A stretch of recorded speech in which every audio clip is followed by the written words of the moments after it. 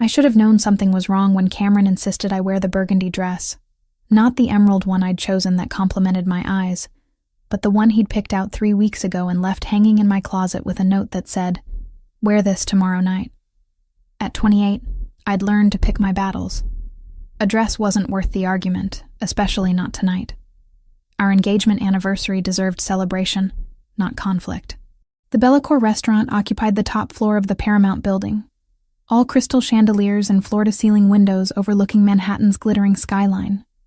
I'd been here once before, for my promotion celebration at the architecture firm. Cameron had complained about the prices the entire evening.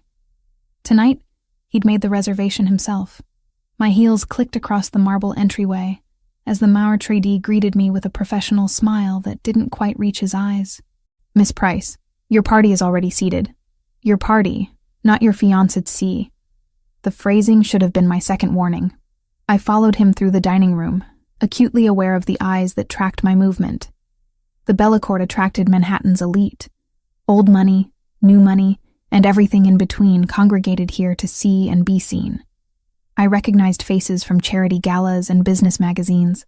200 people, easily, all dressed in designer labels and dripping with jewelry that cost more than my annual salary.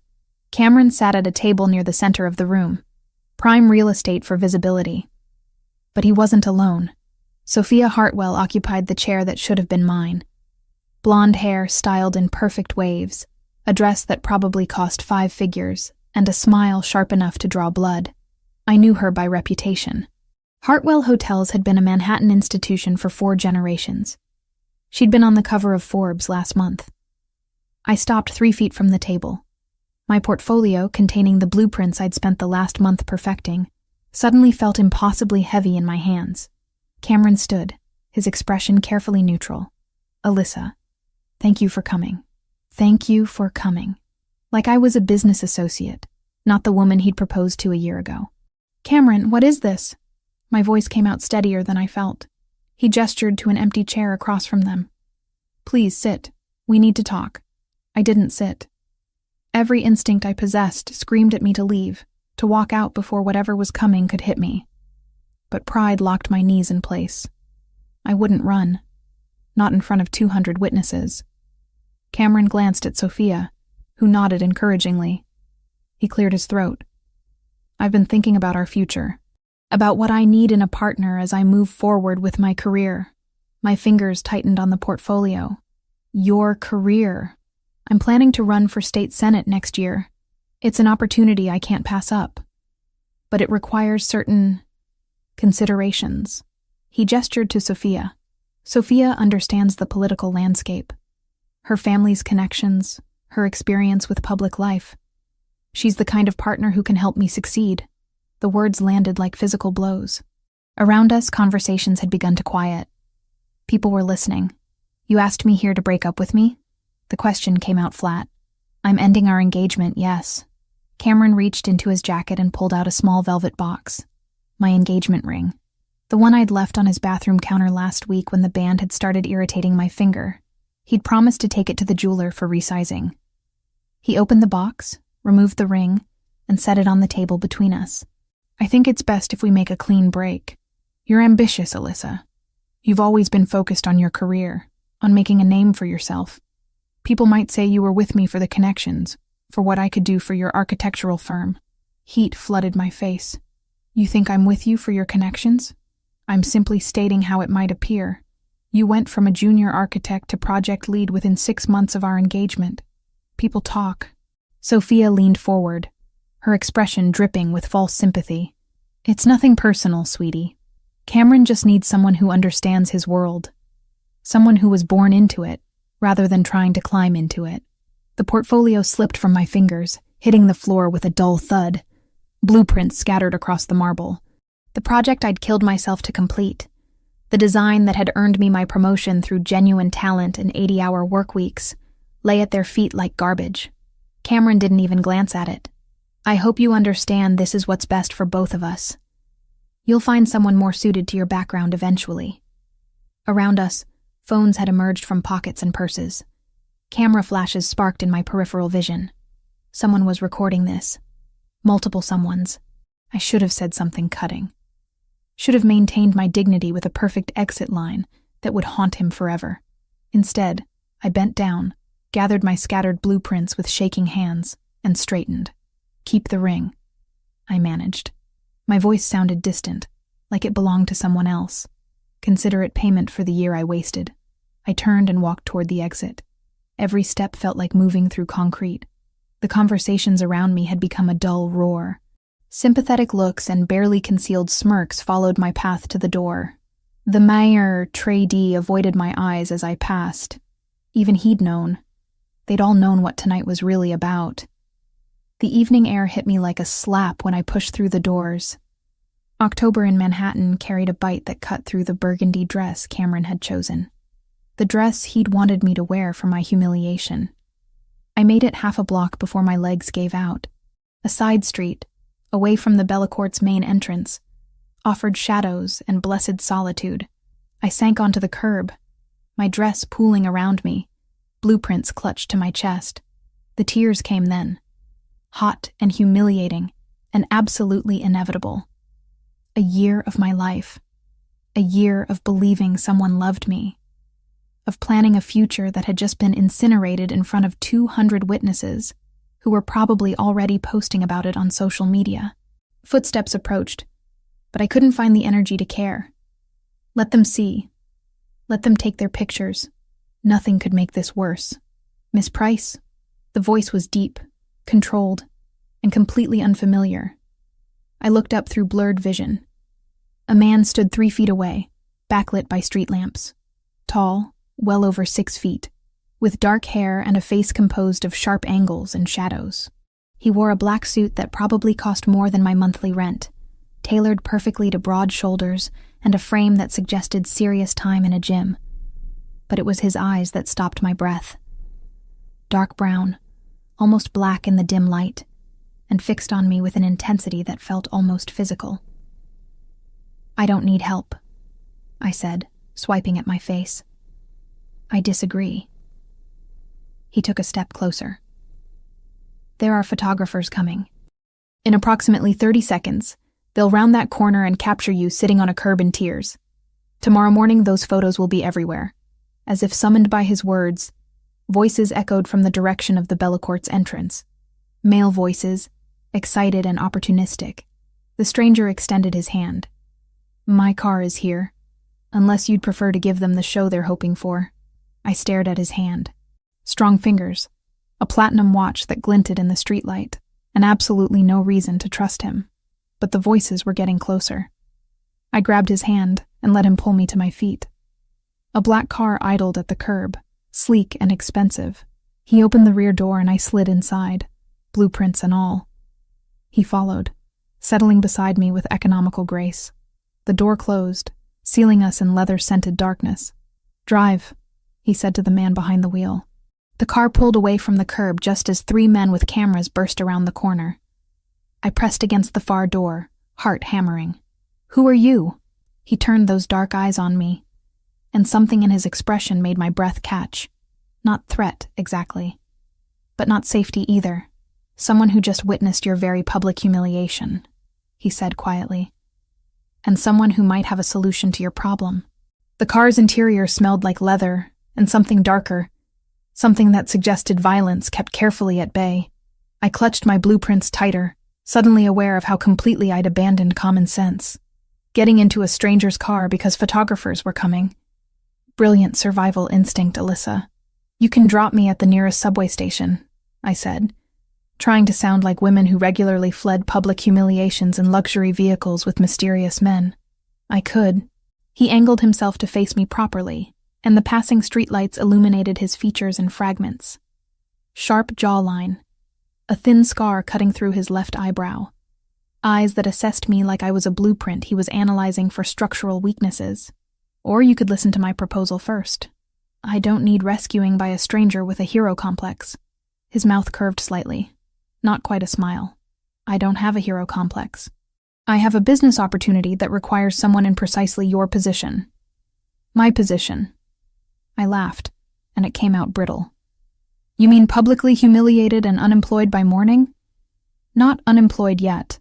But yes, that video is already viral. Check your phone if you don't believe me. I didn't want to. But my hand moved to my purse anyway, pulling out my phone. Notifications flooded the screen. Text messages from colleagues. Missed calls from my sister. And there, trending on 3 different platforms, Cameron Price announces engagement to Sophia Hartwell. The accompanying video showed me standing frozen at that table, blueprints falling from my hands. The comments were worse than the video itself. "They'll fire me." The words came out flat. My promotion was contingent on maintaining the firm's reputation. A social media scandal doesn't exactly scream professional stability. Probably. He didn't soften it with false reassurance. Which brings me to my offer. I need a wife. I turned to stare at him. Excuse me? 6 months. A contractual marriage for business purposes. In exchange, I'll ensure Cameron Price's career ends before it begins, and I'll pay you $500,000. The number hung in the air between us like something physical. $500,000. Enough to start my own firm. Enough to never depend on anyone's reputation but my own. This is insane, I said. I don't even know your name. Thomas D'Angelo. He said it like it should mean something. It did. Even I, who avoided anything connected to organized crime, had heard the name. The D'Angelo family controlled significant territory on the East Coast. Shipping, construction, and probably a dozen things that would make my law-abiding soul recoil. You're a criminal. I'm a businessman who operates in gray areas. His tone remained perfectly neutral. I need to finalize an agreement with several traditional Italian families who value stability and family structure. A wife provides legitimacy. Why not find someone who actually wants to marry you? Because this is business, not romance. Romance complicates things. You need financial security and revenge against the man who humiliated you. I need a spouse for 6 months to close a deal worth substantially more than the $500,000 I'm offering you. It's a transaction. The car glided through Manhattan's nighttime traffic, and I realized I had no idea where we were going. Stop the car. We're 3 blocks from your apartment. I'll drop you there. You'll consider my offer, and if you're interested, you'll call the number on this card. He produced a business card from his jacket. Simple, expensive cardstock with a phone number. Nothing else. And if I'm not interested, then you'll deal with tomorrow's fallout on your own. Fair warning, it will be brutal. The car stopped in front of my building, a modest walk-up in a neighborhood that was gentrifying slowly enough that I could still afford rent. The driver, whom I'd barely registered, stepped out and opened my door. Thomas D'Angelo remained in the shadows of the back seat. Think about it, Miss Price. 6 months of your life in exchange for the means to build the future you deserve. And the satisfaction of watching Cameron lose everything he thinks makes him important. I climbed out, legs shaky, blueprints crumpled against my chest. This is crazy. Most worthwhile decisions are. The door closed, and the car pulled away, leaving me standing on the sidewalk with a business card in my hand, and absolutely no idea what to do with it. My apartment felt too small and too empty when I finally climbed the 4 flights to my door. I dropped the blueprints on my kitchen table and pulled up social media again. Even though I knew better. The video had been shared 40,000 times. The comments had multiplied. Half of them called me a gold digger who'd gotten what I deserved. The other half pitied me in ways that somehow felt worse. I lasted 2 days. 2 days of sympathetic looks from colleagues and carefully worded suggestions from my boss that perhaps I should take a personal leave to let things settle down. 2 days of watching potential clients withdraw from projects because they didn't want the negative publicity. On the morning of the 3rd day, I stared at Thomas D'Angelo's business card and made a decision that would either save my life or destroy what remained of it. The phone rang once before a male voice answered. Address? Not hello. Not how can I help you. Just the immediate question of someone who expected my call. I gave him my office address, and he hung up without confirming anything. 20 minutes later, a text arrived. Red sedan outside in 5 minutes. Get in. The sedan was precisely where promised, and the driver offered no conversation as we navigated through midday traffic to the waterfront. Not the glossy, tourist-friendly waterfront. The working docks where cargo ships unloaded and warehouses squatted like concrete fortresses. We stopped in front of a building that looked abandoned from the outside. The driver gestured toward a side door, and I realized I was expected to enter alone. The interior contradicted the exterior completely. Modern office space occupied the ground floor, all sleek furniture and state-of-the-art technology. But it was the men I noticed most. 3 of them, positioned strategically around the room, all watching me with the kind of alertness that suggested military training and concealed weapons. "Miss Price?" Thomas emerged from an office in the back, and daylight did nothing to soften his appearance. If anything, it made him more intimidating. Tall, powerfully built, wearing another suit that probably cost more than my car. "Thank you for coming. I haven't agreed to anything, but you're here. Which means you're considering it." He gestured toward his office. "Please." The office held a desk, 2 chairs, and floor-to-ceiling windows overlooking the docks. He closed the door, cutting off the view of his armed guards. "I need to understand what I'd actually be agreeing to," I said, remaining standing. "Marriage means what exactly? Living together? Public appearances?" "Yes to both. You'd move into my apartment. We'd attend social functions together, present the image of a stable, committed relationship, but separate bedrooms, no physical intimacy unless mutually agreed upon for appearances, and you maintain complete professional freedom. Except I can't tell anyone the truth." "Correct. As far as the world is concerned, we're genuinely married. The contract itself remains confidential." I crossed my arms. "And what about your actual business? The illegal parts? You don't question my operational decisions, but you're free to voice concerns about anything related to legitimate construction projects. I own several development companies that operate entirely within legal boundaries. For 6 months. 6 months. Then we divorce quietly. You receive your payment, and we both move forward." I looked out at the docks, at the ships being loaded with cargo I probably didn't want to know about. "And Cameron? You said you'd destroy his career." "I have numerous connections in political and legal circles. By the time I'm finished, Cameron Price will be fortunate to work as an ambulance chaser in Jersey." No emotion colored his voice, just stated fact. "When would this happen? The marriage?" 48 hours. I have a judge who owes me favors. Private ceremony, legal and binding. This is completely insane. You've mentioned that. Are you saying no? I turned back to face him. Those dark brown eyes held no judgment, no pressure. Just patient, waiting for a decision he seemed confident I'd already made. Maybe I had. 500,000, I said. In writing. And I want it confirmed that separate bedrooms means actual separation. No expectations. Done. He moved to his desk, produced a document that suggested he'd prepared this well in advance, and slid it across to me. "Read it. Take your time. If you agree, sign." I read every word. The contract was surprisingly straightforward.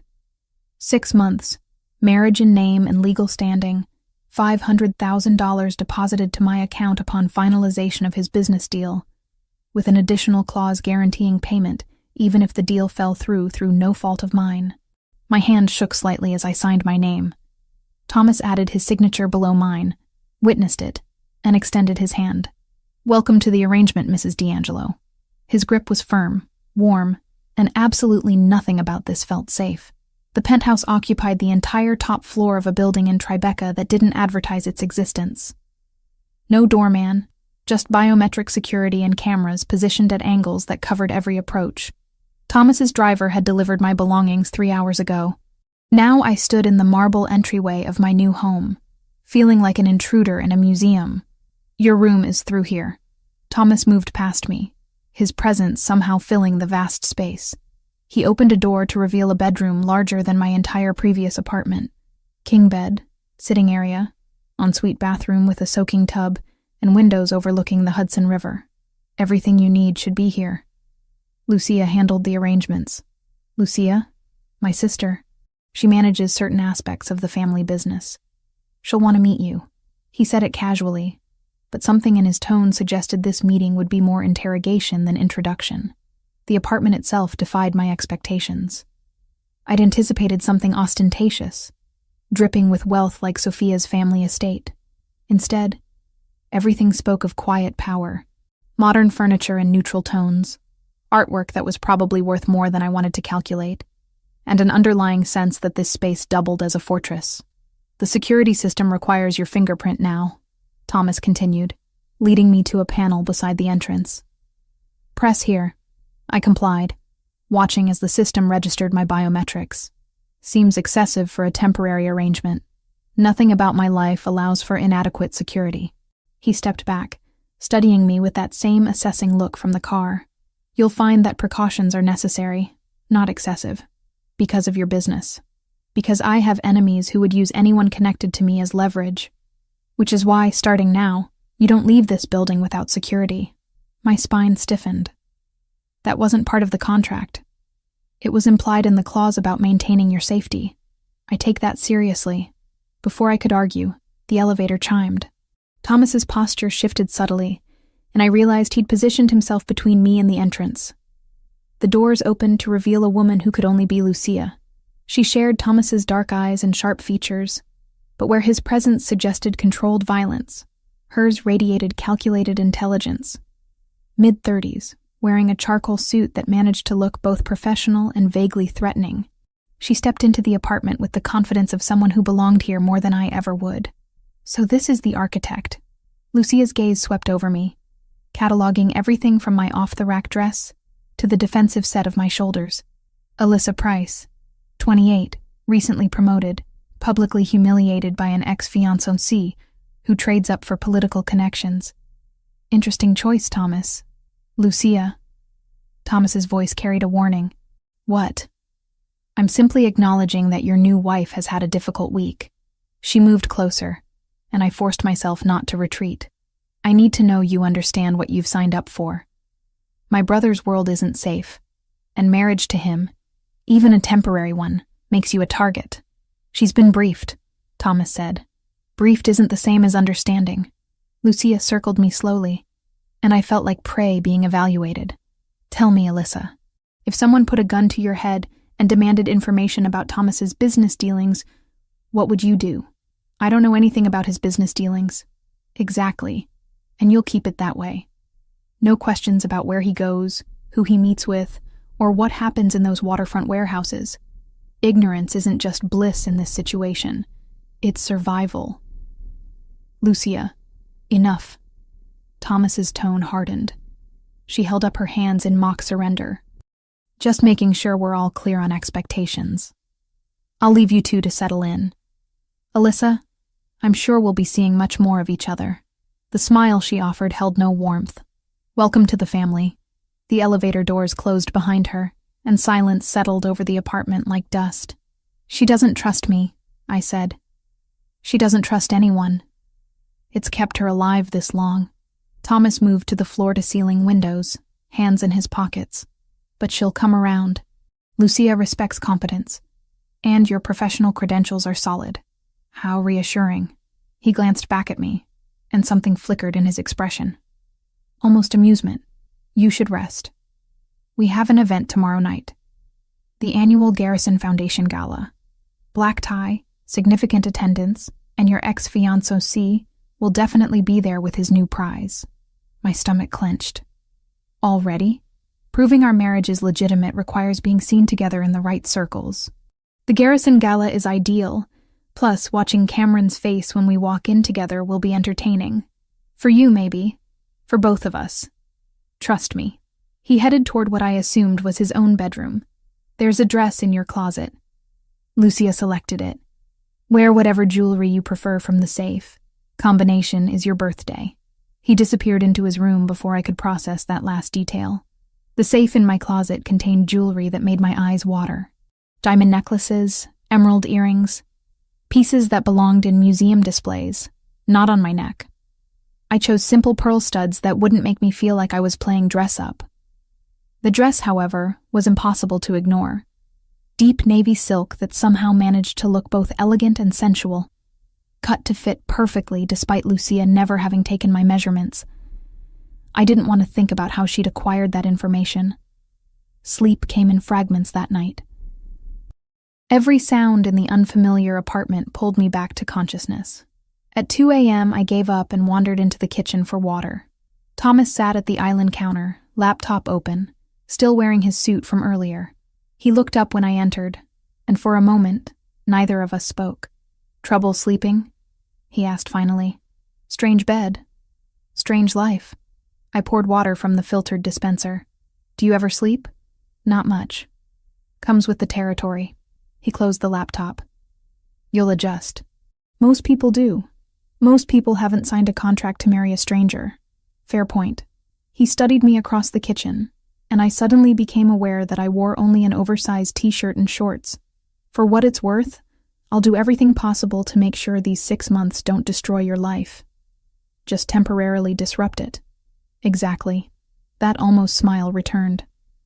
The gala tomorrow will set the tone. People will talk, speculate, probably create elaborate theories about how we met. Let them. The more attention on our relationship, the less attention on other matters. You mean your actual business. I mean anything that doesn't concern you. He stood, and I realized how much space he occupied just by existing. Get some rest, Alyssa. Tomorrow will be easier if you're not exhausted. He left me alone in the kitchen, and I finished my water in the dark, watching the city lights blur through the windows. The next evening arrived too quickly. The dress fit like it had been designed for me, and the pearl earrings provided just enough elegance without screaming desperation. I stared at my reflection, barely recognizing the woman looking back. Professional armor, I told myself. Just another kind of blueprint to follow. Thomas waited in the living room, and when I emerged, something shifted in his expression. Not quite approval. More like recognition that I'd understood the assignment. You look perfect, he said simply. Thank you for specifying that this is a performance. His mouth curved slightly. Everything is a performance, Alyssa. The only difference is how well we execute it. The car ride to the gala passed in silence. Thomas spent it on his phone, speaking in low tones about shipments and schedules that I deliberately didn't listen to. When we pulled up to the Metropolitan Museum, where the Garrison Foundation had rented the entire building, photographers lined the entrance like a gauntlet. Thomas stepped out first, then turned to offer his hand. Ready? No, absolutely not.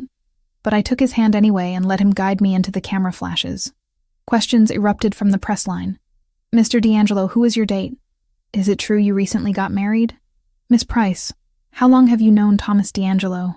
Thomas ignored them all, his hand settling on my lower back as we moved through the entrance. The touch burned through the silk of my dress, proprietary and deliberate. Message received, I thought. To everyone watching, I belong to him now. The gala's main hall glittered with Manhattan's elite. I spotted business leaders, politicians, and more than a few faces I recognized from gossip columns. And there, near the center of the room, stood Cameron and Sophia. They saw us at the same moment. Cameron's expression shifted from confident to confused, to something that looked almost like panic. Thomas leaned down, his breath warm against my ear. Shall we go say hello to your ex-fiancé? I think it's time he met your husband.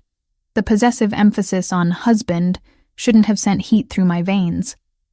But it did, and I let Thomas guide me directly toward the couple who'd humiliated me less than a week ago. This was going to be interesting.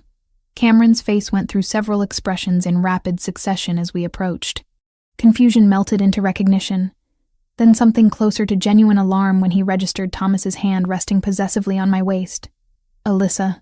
He recovered his composure with visible effort. I didn't expect to see you here. Funny. I was thinking the same about you. I kept my voice light, pleasant. Cameron, Sophia. I'd like you to meet my husband, Thomas D'Angelo. Sophia's carefully maintained smile fractured. Husband. That's impossible. The engagement just ended. A week ago. Thomas's tone remained conversational, but his presence commanded attention from everyone within earshot. Plenty of time for Alyssa and me to recognize what we have. We were married 3 days ago in a private ceremony. Cameron's throat worked. He knew the name D'Angelo. Everyone in Manhattan's power circles knew that name and what it represented. How convenient, Sophia managed, recovering slightly. You certainly moved on quickly, Alyssa. Thomas's fingers tightened imperceptibly on my waist.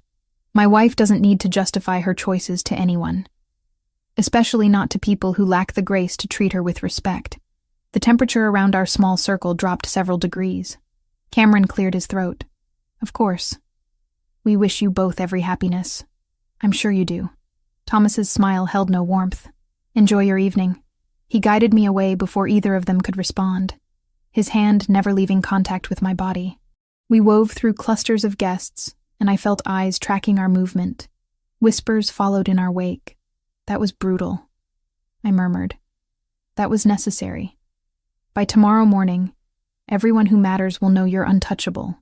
He caught the attention of a passing waiter and secured 2 glasses of champagne. Now we circulate. Let people see us together and establish that this marriage is legitimate. The next hour blurred into a parade of introductions. Business associates of Thomas, politicians who smiled too widely, socialites who assessed my dress and jewelry with predatory interest.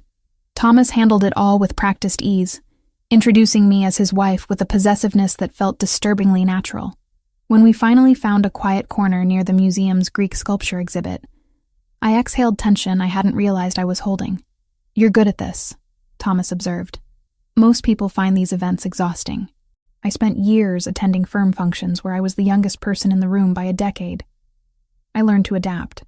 I sipped the champagne, which was predictably excellent, though I'm usually not playing the role of Mafia wife. Technically, you're playing the role of my wife. The Mafia part is secondary. Sure, because people definitely see you as just a businessman." His expression shifted, something darker entering those brown eyes. They see what I allow them to see. Power, control, success. The specifics of how I achieve those things remained deliberately vague. Before I could respond, Lucia appeared from the crowd like a sharply dressed specter. "Thomas, we have a situation." His demeanor changed instantly. The charming husband vanished, replaced by someone harder. "What kind of situation?" "Franco Verciani is here, with architectural plans for a development project in Red Hook. He's presenting them to the Castellano family in the East Gallery. Something passed between them. Some silent communication I couldn't decipher." Thomas's jaw tightened. "Excuse me for a moment." He disappeared into the crowd with Lucia, leaving me standing alone among priceless artifacts.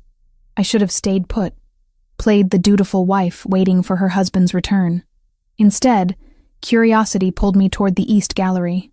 The space housed Egyptian artifacts, and a small group had gathered near the temple reconstruction. I recognized some faces from earlier introductions. The Castellano family, old money Italian with connections that spanned continents. And there, presenting large blueprints spread across a makeshift table, stood a man who could only be Franco Verciani. He was shorter than Thomas, stockier, with olive skin, and eyes that suggested cruelty lived close to the surface. His suit cost a fortune, and he wore it like armor. "The location is ideal," Franco said, gesturing to the plans. "Direct port access, minimal residential complaints, and construction can begin within 3 months of approval." I moved closer, angling to see the blueprints. My architectural training kicked in automatically, analyzing the drawings with professional interest. Something was wrong. The structural supports were inadequate for the building height indicated. The foundation specifications didn't match the soil composition typical of Red Hook's waterfront, and the loading dock design suggested purpose-built access for vehicles much larger than standard commercial trucks. This wasn't a legitimate development project. This was a facility designed to conceal something. "Alyssa." Thomas appeared at my elbow, his tone neutral, but his body language screaming tension. "I see you found the architectural discussion." Franco's gaze snapped to me, assessing and dismissive in equal measure. "Your wife has an interest in construction?" "My wife is an architect, a talented one." Thomas's hand settled on my lower back again. "What do you think of the plans, darling?" The endearment sounded natural, practiced. I played along. "They're interesting. Though I noticed the foundation specifications seem unusual for waterfront construction." Franco's expression hardened fractionally. "The engineers assured me the design is sound." "I'm sure they did." I kept my tone light, conversational. "It's just that Red Hook's soil composition typically requires deeper pilings for buildings over 6 stories. These plans show 8 stories with relatively shallow foundation work. It seems risky." Silence fell across the small gathering. The Castellanos exchanged glances. Franco's eyes narrowed. "Perhaps your wife should focus on her own projects, D'Angelo," Franco said softly. "Perhaps your engineers should review their calculations." Thomas's voice remained pleasant, but something lethal lurked beneath the surface. My wife has designed multiple waterfront structures. If she sees a problem, there's usually a problem. We left the gallery shortly after, and Thomas's grip on my arm was gentle but unyielding as he guided me toward the exit. We collected our coats in silence, and the car ride home began with tension thick enough to choke on. "I didn't mean to interfere," I said finally. "You didn't interfere. You identified something I should have caught myself." He stared out the window at passing streetlights. "Franco isn't building commercial space. He's creating a warehouse for contraband storage, probably weapons. The inadequate foundation would actually serve his purpose, allowing for underground additions without proper permitting. And you stopped it by having me point out the flaws publicly. I stopped it by making sure the Castellanos know the project is poorly planned. They won't invest in something that could collapse and draw regulatory attention." He turned to face me. "You may have just prevented a territorial war." The weight of that statement settled over me. "I thought I wasn't supposed to question your business." "You weren't questioning my business. You were applying your professional expertise to a construction project. There's a difference." Something shifted in his expression. "Thank you." The penthouse felt different when we returned. Less like a fortress, more like shared space. Thomas loosened his tie, poured whiskey from a crystal decanter, and gestured toward the couch. "Sit. We should talk." I obeyed, kicking off heels that had been killing me for hours. He settled at the other end of the couch, maintaining respectful distance. "Franco will figure out that you identified the problems in his plans," Thomas said. "He'll see you as an obstacle. Should I be worried? I won't let anything happen to you. But you need to understand that by helping me tonight, you've entered my world more deeply than either of us planned." I studied him in the low light of the apartment. Strong features, that scar through his eyebrow that suggested violence in his past, eyes that held too many secrets. Why do I get the feeling this arrangement just became significantly more complicated? Because you're intelligent enough to recognize when circumstances shift. He took a slow sip of whiskey. "The question is whether you're prepared for what comes next." Before I could answer, my phone buzzed. A text from my boss at the architecture firm. "Effective immediately. You're on paid leave pending review of recent publicity. We'll reassess your position in 30 days. I showed Thomas the screen. He read it without expression. "They're trying to appease clients who saw you as a liability," he said. "It won't work. By next week, you'll have more project offers than you can handle." "How can you possibly know that?" "Because people are already talking about Thomas D'Angelo's architect wife, who publicly embarrassed Franco Versiani without breaking a sweat. That kind of composure and expertise, it's valuable." He stood, collecting his whiskey, and moved toward his bedroom. At the door, he paused. "For what it's worth, I'm glad you didn't stay put in that corner like I expected you to. Your instincts tonight were perfect. The compliment shouldn't have warmed me. This was a business arrangement. 6 months and $500,000. Nothing more. But when I finally made it to my own bedroom, I caught myself smiling at my reflection, and the woman looking back seemed different somehow. Stronger, more certain. Dangerous territory, I thought. Getting used to this.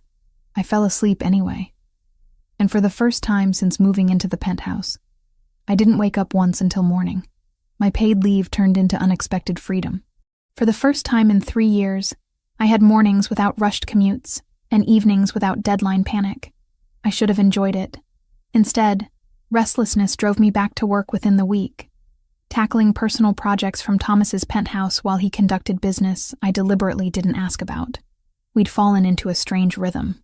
Breakfast together when his schedule allowed, careful conversations that skirted anything too personal, and nights where we occupied opposite ends of the apartment like respectful strangers. The tension from the gala had faded into something more manageable, almost comfortable, which should have been my first warning that something was about to shatter the equilibrium. I was reviewing blueprints for a residential complex I'd been designing in my spare time when Thomas emerged from his office, phone pressed to his ear. His expression had shifted into something darker, all the careful control stripped away. "How many?" He listened, jaw tightening. "Keep her there. I'm coming now." He ended the call and turned to me. "Get your things. We're leaving." "What happened?" "There's a situation at one of my construction sites. I need to handle it personally." He was already moving toward the door, grabbing a jacket from the closet. "You're coming with me." "Why would I come to a construction site?" "Because leaving you here without me defeats the purpose of keeping you protected." He held the door open, and something in his expression told me arguing would be pointless. The site was in Brooklyn, a commercial development near the waterfront that Thomas's legitimate construction company was building. Scaffolding climbed 6 stories, and workers moved between floors despite the late afternoon hour. Thomas's driver pulled directly onto the site, past security that waved us through without question.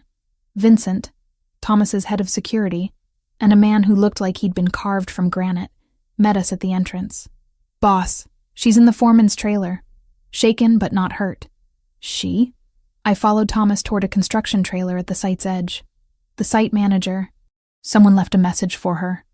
Specifically about you." Cold spread through my chest.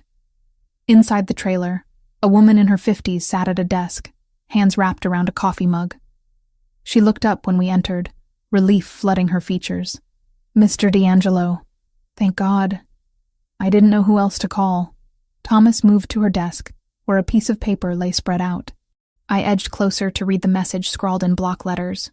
"Tell D'Angelo his architect wife should stay out of things that don't concern her." When did this arrive? Thomas's voice had gone flat, empty of inflection, in a way that was somehow more frightening than anger. 2 hours ago, taped to my office door. I called Vincent immediately. "Good.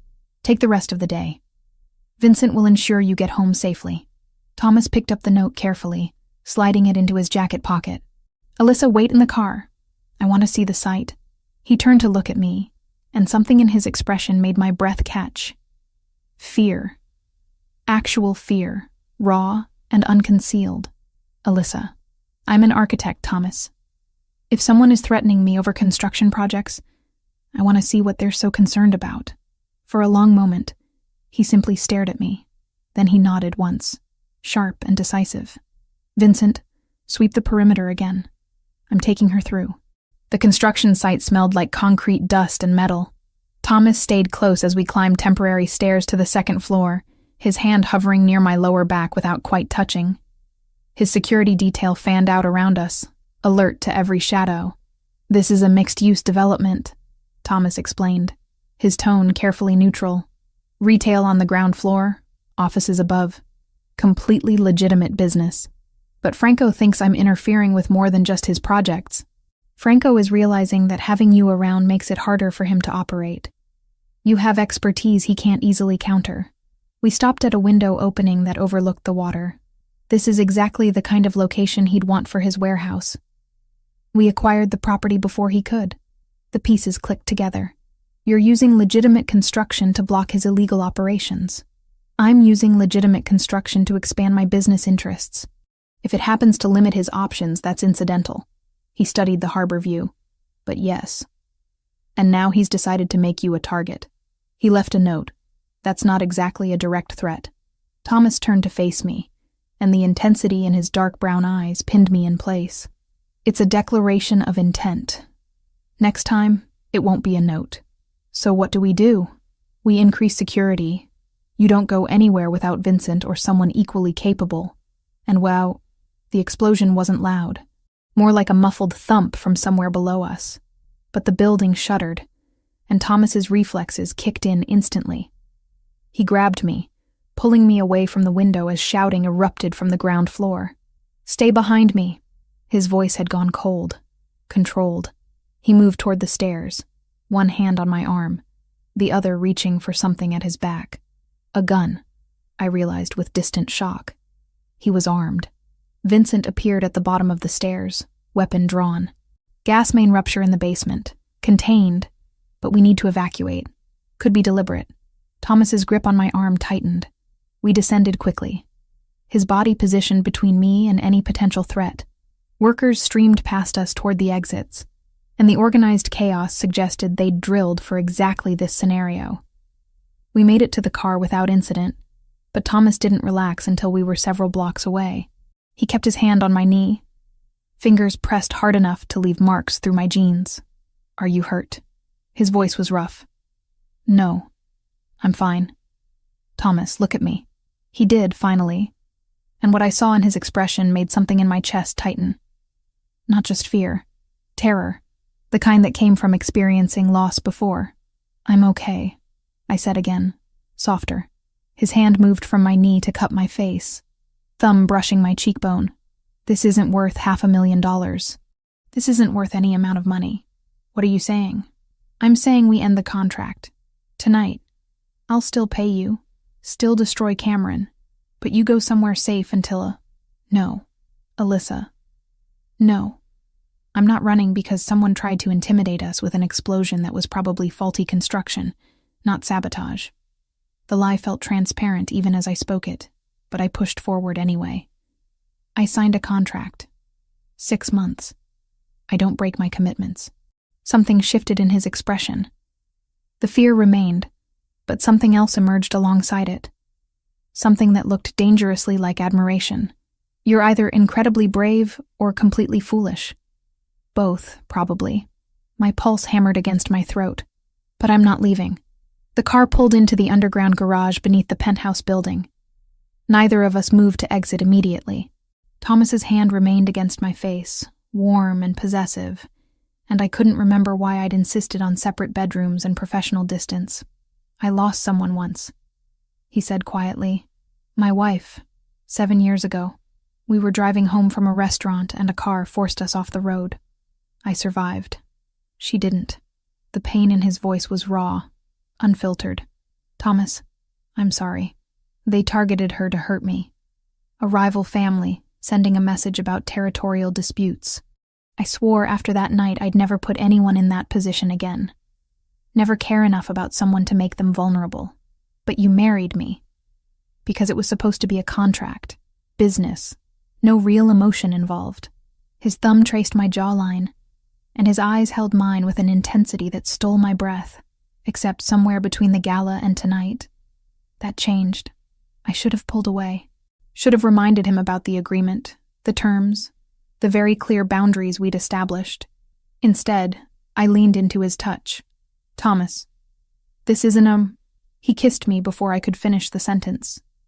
Not gentle, not tentative. A claiming kiss that tasted like fear and relief, and something deeper that neither of us had words for. His hand slid into my hair, angling my head as he deepened the kiss. And I responded with equal intensity, months of tension finally finding release. When we finally broke apart, both breathing hard, he pressed his forehead against mine. "I can't lose you," he whispered. "I won't survive it again." "Then don't push me away."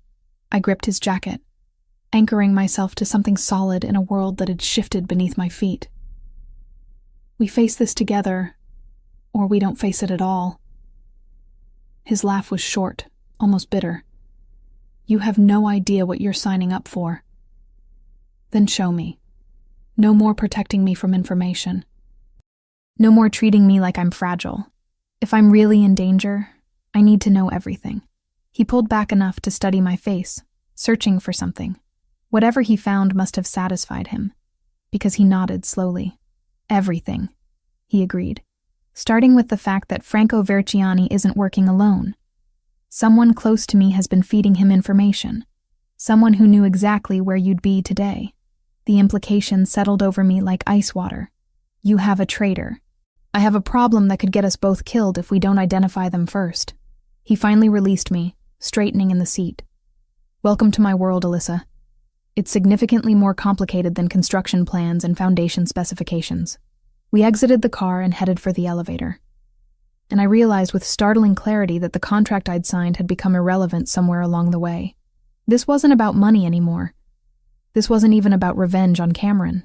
This was about survival, partnership, and something that felt dangerously close to the kind of connection I'd sworn to avoid. The elevator doors closed, sealing us in, and Thomas reached for my hand. I let him take it, fingers intertwining with his, and didn't let go until we reached the penthouse.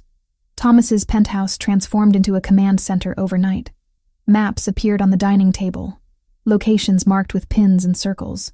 Lucia arrived at dawn with files thick enough to double as weapons, and the two of them spent hours analyzing patterns I couldn't decipher.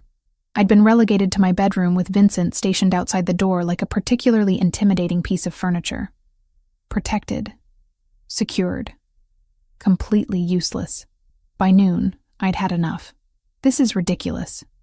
I pushed past Vincent, ignoring his protest, and marched into the dining room where Thomas and Lucia hunched over surveillance photos. You can't keep me locked in a room like a prisoner. Thomas looked up, exhaustion evident in the shadows under his eyes. I can keep you safe. That's what matters. Safe and ignorant. You said no more protection from information. That lasted all of 12 hours. Lucia glanced between us, something calculating in her expression. She has a point, Thomas. If someone is targeting her specifically, she deserves to understand the scope. The scope is that Franco has a source inside my organization who knew Alyssa would be at that construction site. Thomas's voice was hard. Until I identify who, everyone is suspect. Even Lucia? I moved closer to the table, studying the photos. Men in expensive suits. Some I recognized from the gala. Even Vincent? Vincent has been with me for 15 years. Lucia is family. But yes, technically, until I have proof, everyone is potentially compromised. The admission cost him. I could see it in the tension across his shoulders, the way his fingers gripped the edge of the table. Then let me help. I pulled out a chair and sat, uninvited. I'm an architect. I solve structural problems by analyzing patterns. Maybe I can see something you're missing. Lucia raised an eyebrow at Thomas. I like her. She's persistent. Persistent is one word for it. But Thomas gestured to the files spread across the table. Fine. These are the people who knew your location yesterday. 23 individuals with access to my schedule, security details, or both. I scanned the list. Most names meant nothing to me, but a few stood out. Associates from the gala, business partners Thomas had mentioned in passing, and there, near the bottom, a name that made my stomach clench. Cameron Price has legal counsel with Hartman and Associates, I said slowly. That's the firm that handles real estate transactions for your construction company. Thomas and Lucia exchanged glances. How do you know that? Thomas asked. Because Cameron used to brag about landing them as a client.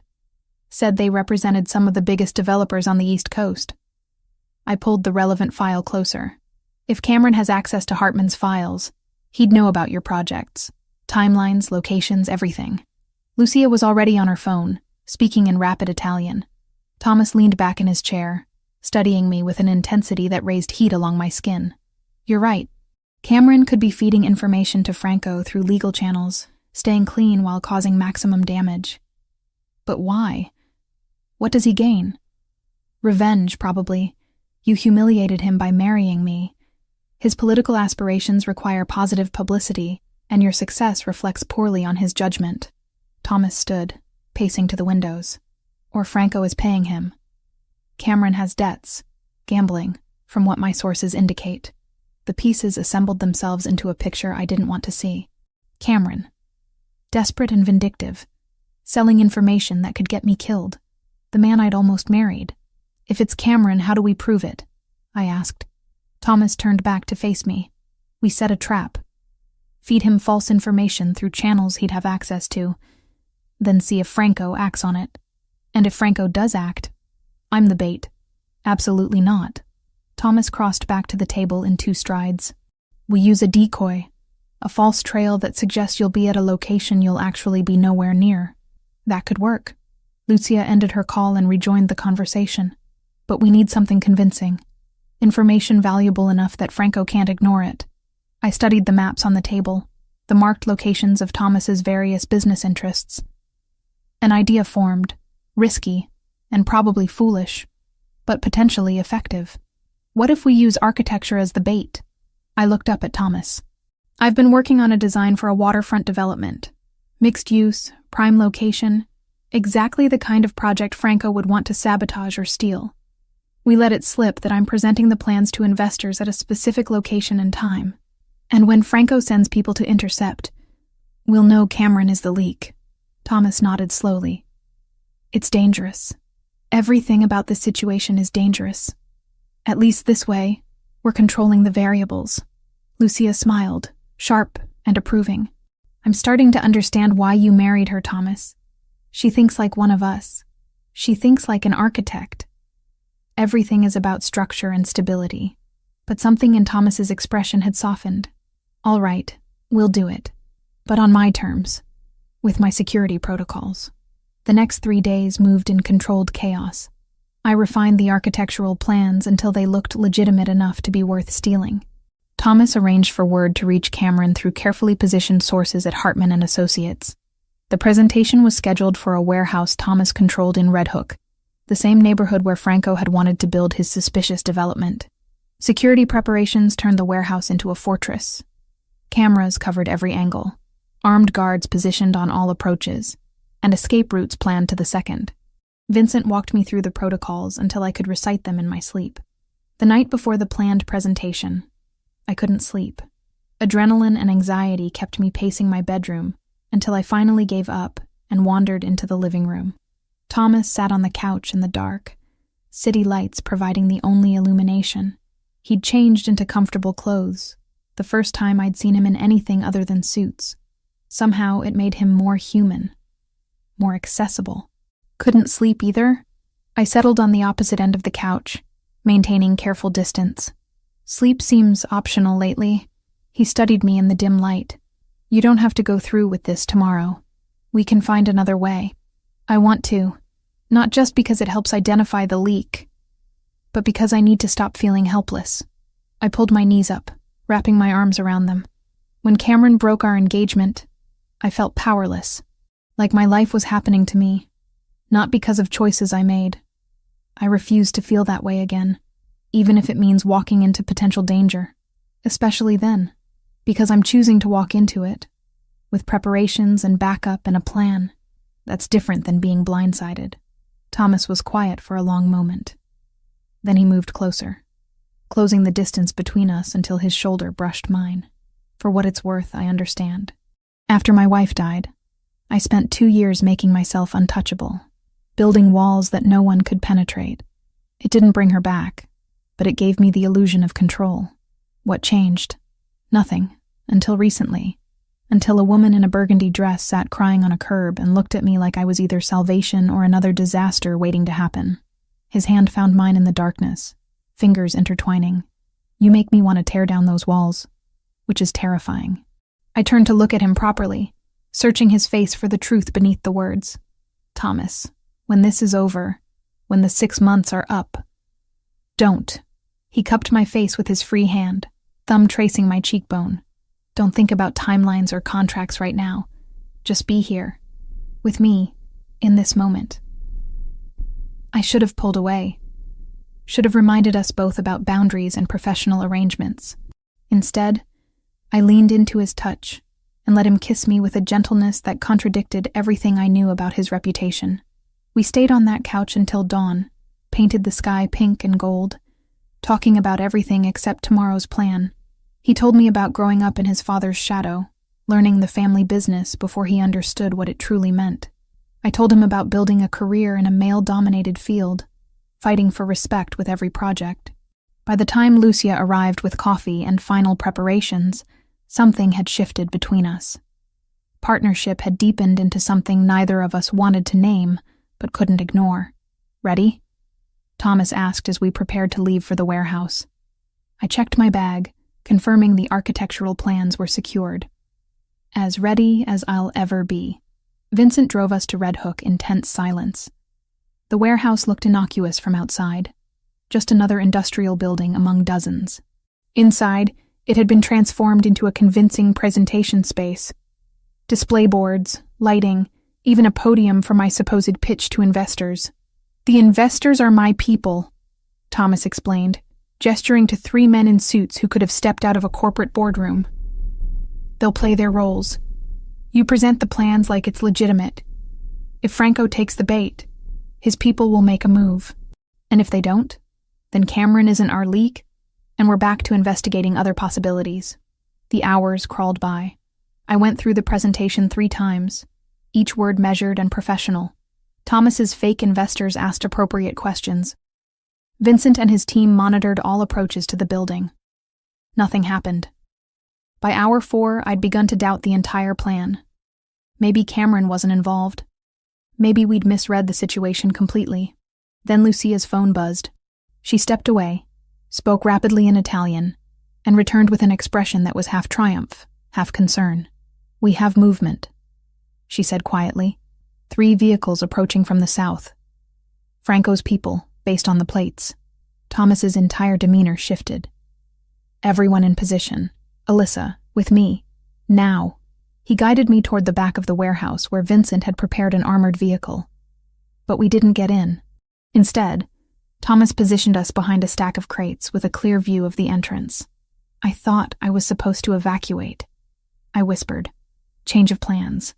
I want you to see who shows up. Confirm it's Franco's people. Your testimony will be valuable later." Before I could protest, the warehouse doors burst open. 5 men entered, weapons visible, moving with military precision. And behind them, looking uncomfortable and out of place in khakis and a button-down shirt, walked Cameron Price. My ex-fiancé had just confirmed himself as the traitor who'd been trying to get me killed. Cameron looked smaller than I remembered. Less polished, with wrinkled clothes and the kind of desperate energy that came from bad decisions compounding. He glanced around the warehouse nervously, while Franco's men fanned out, searching for the architectural plans that didn't actually exist in any accessible location. "She should be here," one of Franco's men said, thick accent coloring his English. The schedule said presentation at 2 o'clock. Maybe she got spooked. Cameron's voice carried across the empty space. D'Angelo could have figured out we had access to his calendar. Or maybe D'Angelo set a trap, and you walked right into it. Thomas stepped out from behind the crates, and I watched with fascination as 5 weapons immediately pointed at him. He didn't even flinch. "Hello, Cameron. Interesting company you're keeping these days." Cameron's face went pale. "Thomas, this isn't what it looks like." "Really? Because it looks like you've been feeding information to Franco Versiani in exchange for what, exactly? Money to cover your gambling debts? Revenge because my wife moved on faster than you expected? Your wife." Cameron's expression twisted into something ugly. "You mean the woman who was supposed to need me? Supposed to come crawling back when reality hit. Instead, she lands a Mafia boss who turns her into someone untouchable. So this is about ego." I stepped out beside Thomas, ignoring his sharp intake of breath. "You couldn't handle that I didn't fall apart without you." All 5 weapons shifted to point at me. Thomas moved instantly, positioning himself between me and the guns. But I sidestepped, keeping myself visible. "Alyssa, get back," Thomas said, voice low and dangerous. "No." I want him to explain. I kept my eyes on Cameron. "The humiliation at Bellacourt wasn't enough? You had to try to get me killed? I didn't think Franco would actually hurt you." Cameron's words came fast, defensive. "He just wanted to scare you. Make you back off from interfering with his projects. I thought if you were scared enough, you'd leave D'Angelo, and then maybe maybe I'd come back to you?" Disbelief colored my voice. "After you publicly destroyed me? You're delusional." "I'm trying to survive. Those gambling debts aren't just money I owe, Alyssa. They're debts to people who break legs when you don't pay. Franco offered a solution. Information about D'Angelo's operations in exchange for clearing what I owed. So you sold out your ex-fiancé to save yourself." Thomas's tone could have cut glass. "Admirable." One of Franco's men spoke into a radio, rapid Italian that I couldn't follow. Whatever response he received made his expression harden. "We need to go. Police are coming." "Police?" Cameron looked confused. "Why would police?" "Because I called them." Lucia emerged from another section of the warehouse, phone in hand. "Specifically, I called my contacts at the FBI. They've been very interested in Franco Versiani's arms trafficking operation. And now they have witnesses, recordings, and you, Cameron, admitting to conspiracy." The warehouse doors burst open again, but this time it was federal agents in tactical gear, weapons drawn, voices shouting commands. Franco's men dropped their guns immediately, professionals who knew when they'd been outmaneuvered. Cameron just stood frozen, comprehension finally dawning. "You set me up," he whispered. "You set yourself up," I said. "We just gave you the opportunity to confess." The agents moved efficiently, securing Franco's men in handcuffs. One approached Cameron with similar intent, and reality seemed to hit him all at once. He lunged, not toward an exit, but toward me. Thomas intercepted him before he got within 3 feet, slamming him against a concrete support pillar with enough force to knock the air from Cameron's lungs. "Don't." Thomas's voice was barely above a whisper, but the threat in it was absolute. "Don't even look at her again." An agent pulled Thomas back, and Cameron crumpled to the ground. They cuffed him efficiently while reading rights that Cameron probably couldn't hear over his own panicked breathing. "Mr. D'Angelo, Mrs. D'Angelo, we'll need statements." The lead agent, a woman in her 40s with sharp eyes and an air of command, gestured toward a cleared area. "This way, please." The next 2 hours blurred together. Statements, recordings, confirmation of details. Lucia had apparently been working with the FBI for months, building a case against Franco that tonight's events had gift-wrapped. Cameron's confession, recorded from multiple angles, provided the final pieces. By the time we returned to the penthouse, exhaustion had settled into my bones. Thomas dismissed Vincent and Lucia, who'd accompanied us back, and we were finally alone. "You shouldn't have stepped out like that." Thomas paced the living room, controlled fury radiating from every movement. "Those men had guns pointed at you. Any one of them could have fired. But they didn't. That's not the point, Alyssa." He spun to face me. "You could have been killed. Do you understand that? One wrong move, one trigger-happy thug, and I would have watched you die. Like your first wife." He froze. "What? That's what this is really about, isn't it? You're terrified that history will repeat itself, that someone you care about will die because of your world." I moved closer, closing the distance he'd put between us. "But I'm not her, Thomas. I made the choice to step out there.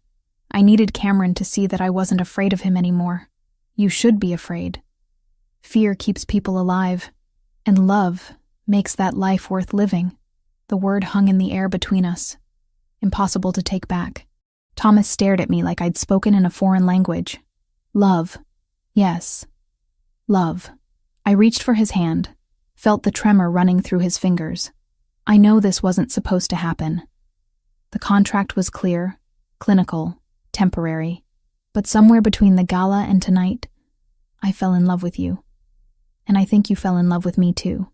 He pulled his hand away, creating distance again. "You don't know what you're saying. This is adrenaline, post-crisis reaction. This is me, standing in your living room telling you the truth." My voice remained steady, even as my heart hammered. "I love you. Your darkness, your protectiveness, the way you look at me like I'm both precious and impossibly frustrating. I love that you built walls to keep people safe and then let me climb over them anyway. Alyssa, I can't, His voice cracked. "Everyone I love ends up in danger. My wife died because of me. Tonight, you almost died because of me. Tonight, I almost died because Cameron is a selfish coward who made terrible choices. That's not on you." I closed the distance again, refusing to let him retreat. "And your first wife's death wasn't your fault either. You didn't force that car off the road. You didn't pull the trigger or plant the bomb or whatever actually happened. You survived, Thomas. That's not a crime." He grabbed my shoulders, not gently. "How can you be so reckless with your own safety? How can you stand here and tell me you love me when loving me means living with constant threats? Because the alternative is living without you. And that sounds infinitely worse." I reached up, cupping his face. "I'm choosing this. Choosing you. Choosing us. Not because of a contract or money or revenge, but because when I look at you, I see home." Something in him broke. I saw it happen. Watched the walls he'd maintained so carefully crumble. He kissed me desperately, hands tangling in my hair, pulling me impossibly closer. I responded with equal intensity, pouring every emotion from the past weeks into the connection between us. When we finally broke apart, both breathing hard, he pressed his forehead to mine. "I love you," he whispered. "God help me. I love you so much it terrifies me. Then be terrified with me, but don't push me away. I don't know how to do this, how to love someone and not destroy them. We'll figure it out together.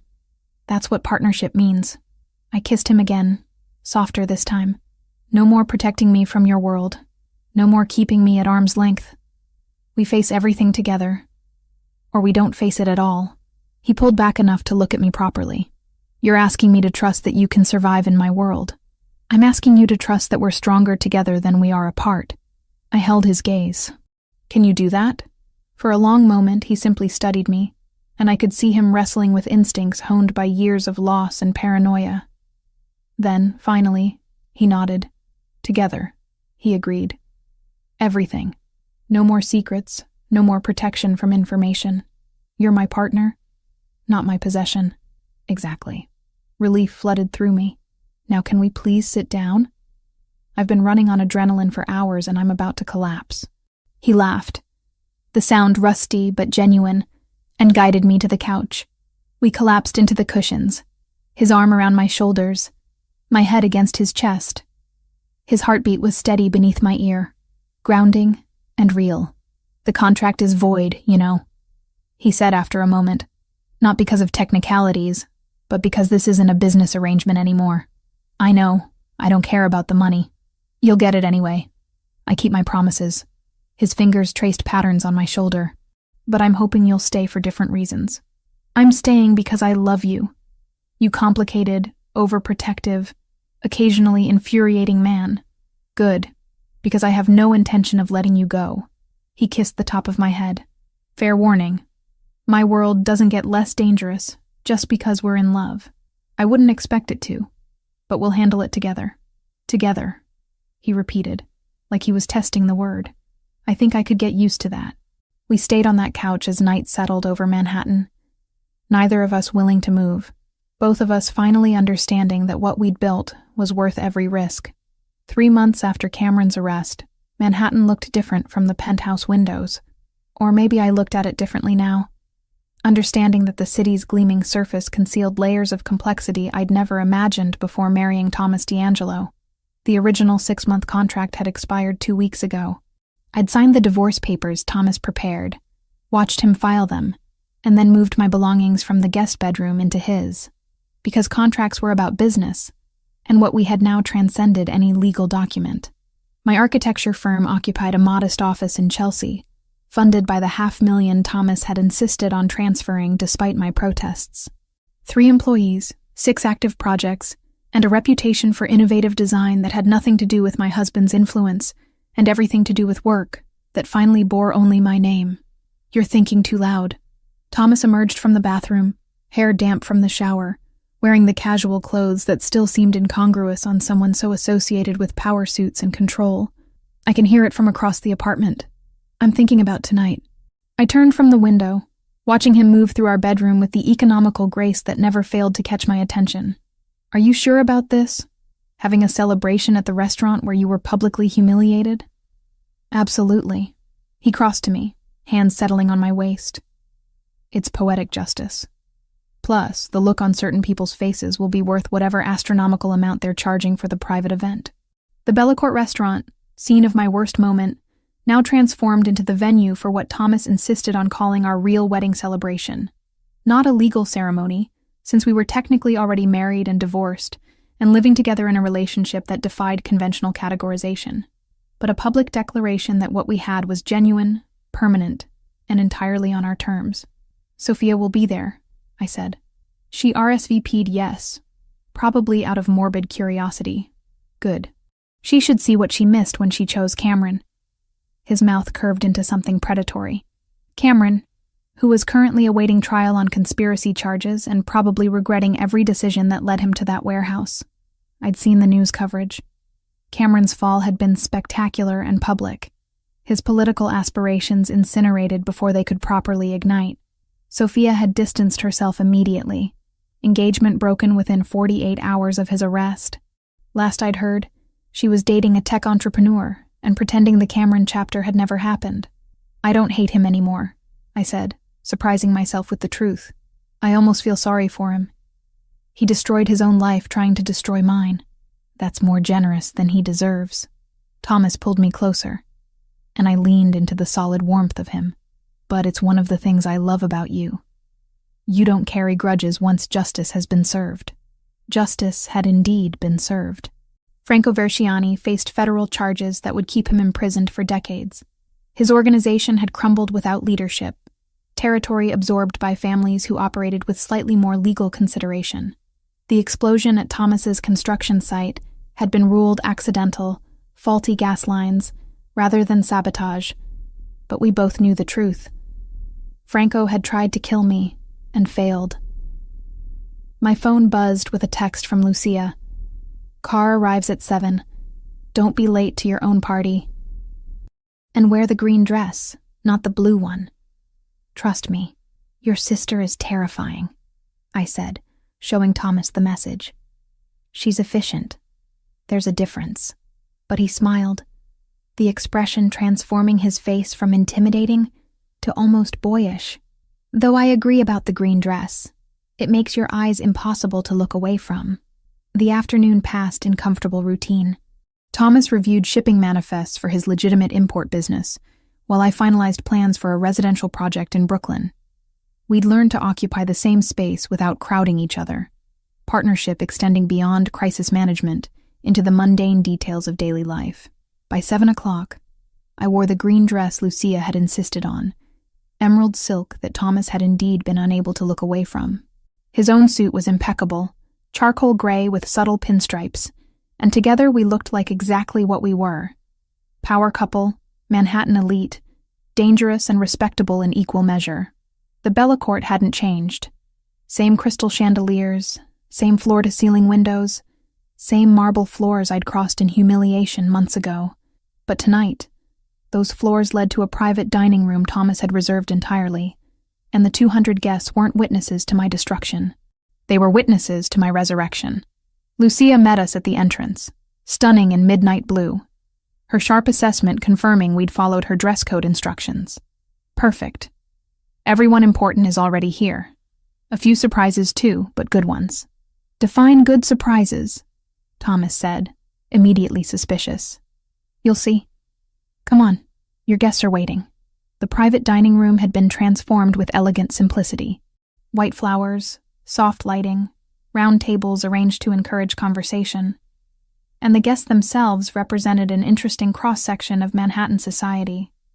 Business leaders, architects, politicians who'd survived Cameron's fall, and faces I recognized from Thomas's world, the kind of people who understood exactly who they were celebrating with and chose to attend anyway.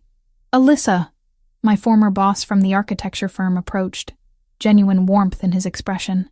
I'm so glad you agreed to let me come. I wanted to apologize personally for how we handled your leave. It was cowardice, pure and simple. It was business, I said, though his apology meant more than I'd expected. But thank you. Your new firm is making waves. The residential project in Brooklyn is brilliant. He glanced at Thomas, who'd positioned himself slightly behind me, protective without being possessive. You're lucky to have her. I'm aware, Thomas said simply. We circulated through the room, accepting congratulations and well wishes that felt genuine despite the underlying current of calculation that came with Thomas's social circle. These people understood power, respected it, and recognized that I'd become someone who wielded it alongside my husband, rather than hiding behind him. Sophia Hartwell stood near the windows, champagne in hand, looking simultaneously uncomfortable and fascinated. She'd lost weight since the gala, sharp edges more pronounced, and something in her expression suggested the tech entrepreneur wasn't working out as planned. Alyssa, she approached with visible effort. Thank you for inviting me. I wasn't sure you would. I almost didn't. Honesty seemed appropriate, but holding on to anger takes too much energy. And honestly, you did me a favor. A favor? She looked genuinely confused. You took Cameron off my hands before I made the mistake of actually marrying him. Saved me a divorce. I gestured around the room, and if he hadn't humiliated me that night, I never would have met Thomas. Thomas's hand settled on my lower back, warm and grounding. Sophia's gaze tracked the movement, and something like envy flickered across her face. You look happy, she said finally. Genuinely happy. I don't think I ever saw that when you were with Cameron. I wasn't. But I am now. I offered her a smile that held no malice. I hope you find that too, Sophia. Genuinely. She nodded, blinking back what might have been tears, and excused herself to refill her champagne. That was kind, Thomas said quietly. That was honest. She's not my enemy. She never was. She was just another person Cameron used for his ambitions. Lucia appeared at my elbow, practically vibrating with suppressed excitement. Time for the surprise. Thomas, don't freak out. When you tell me not to freak out, I immediately want to freak out. She ignored him and gestured toward the entrance. A woman in her 60s entered, elegant in burgundy silk, with dark hair shot through with silver, and eyes that were unmistakably related to Thomas's. Mom? Thomas's voice carried shock I'd never heard from him before. His mother crossed the room with measured grace, and I saw where he'd learned to command space through presence alone. She stopped in front of us, studying her son with an expression that held both love and assessment. Thomas, it's been too long. 3 years. You said you wanted nothing to do with the family business. I said I wanted nothing to do with the violence that killed your father and almost killed you. But Lucia tells me you found someone who's changing your priorities. I wanted to meet the woman who accomplished the impossible. She turned to me, and being assessed by Thomas's mother felt more nerve-wracking than facing down Franco's armed men. Mrs. D'Angelo, I managed. It's an honor. Call me Maria, and the honor is mine. She took my hands, squeezing gently. My son loved once before and lost everything. I didn't think he'd survive loving again, but Lucia says you're strong enough for his world and brave enough to change it. Is that true? I'm trying to be both. Some days are more successful than others. She smiled, and I saw where Thomas got his rare, transformative expressions. Honest. Good. My son needs someone who won't simply tell him what he wants to hear. She released my hands and turned back to Thomas. She's perfect for you. Don't screw this up. I'll try not to. Thomas's voice had gone rough with emotion. You came all the way from Italy for this? For you, always. Even when we don't speak. You're still my son. She kissed his cheek, whispered something in Italian that made his eyes close briefly, and moved into the crowd to greet Lucia. Surprise indeed, Thomas said, clearly struggling to process his mother's appearance. Good surprise? I asked. The best. He pulled me into his arms, ignoring the 100 pairs of eyes tracking our movement. How is my life this different from 6 months ago? Because a woman in a burgundy dress agreed to a ridiculous contract with a stranger. Best decision I ever made. He kissed me, slow and thorough, and applause rippled through the room. When we finally broke apart, Lucia had arranged everyone with champagne glasses raised. She caught Thomas's attention and nodded toward the small podium positioned near the windows. Thomas guided me there, hand never leaving contact with my body. We faced the crowd together, and he spoke without notes or preparation. 6 months ago, I witnessed something that should have been private.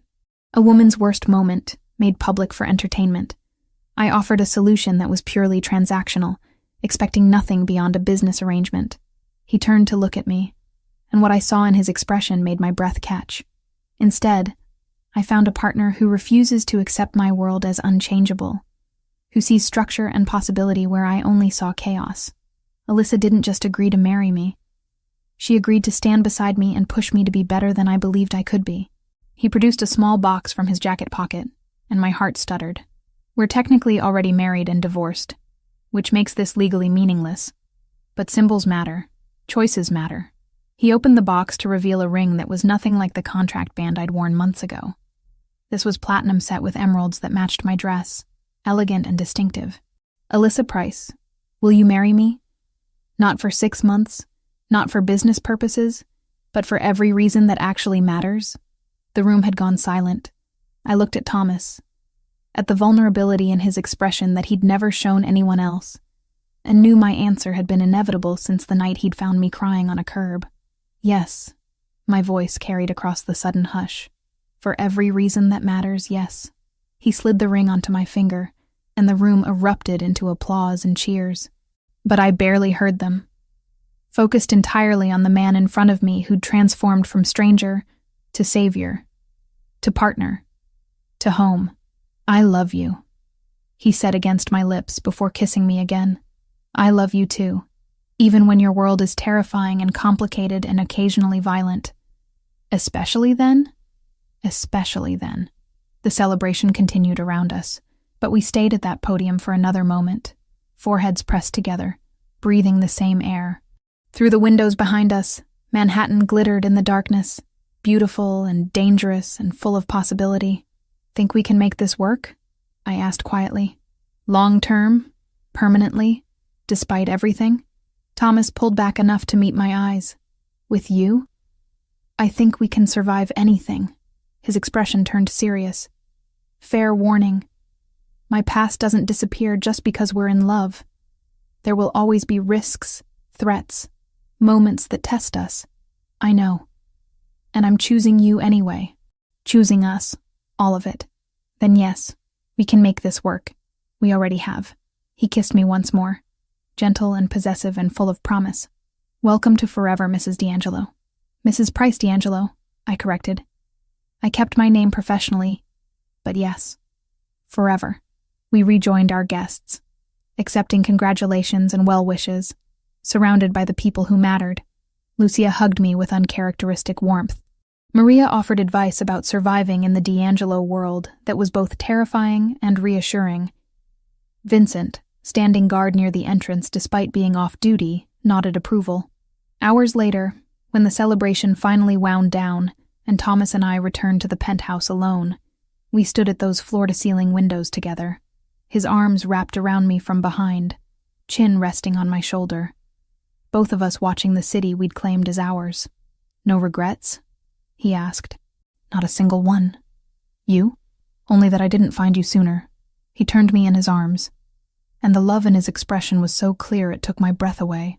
"Thank you for seeing past the contract to what we could actually build together. Thank you for rescuing a woman crying on a curb and offering her the most insane proposal in history." "My pleasure. Shall we make a tradition of it? Annually proposing increasingly ridiculous arrangements? As long as they all end with us together." "I'm in." He laughed, the sound free and genuine, and kissed me with the kind of intensity that suggested we wouldn't be sleeping for several more hours. Outside, Manhattan continued its endless cycle, but inside the penthouse, we'd built something that transcended the city's chaos. Partnership. Love. A future we'd chosen together against every odd. And it all started because I'd worn the wrong dress to the right disaster.